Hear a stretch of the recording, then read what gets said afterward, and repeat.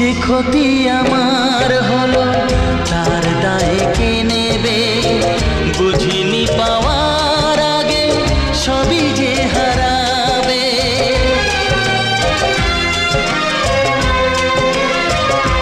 ও যে ক্ষতি আমার হলো তার দায়ে কে নেবে?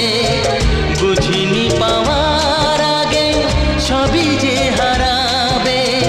শুধু শুধু কেন দিলে মরণের সাথ? ও চাঁদ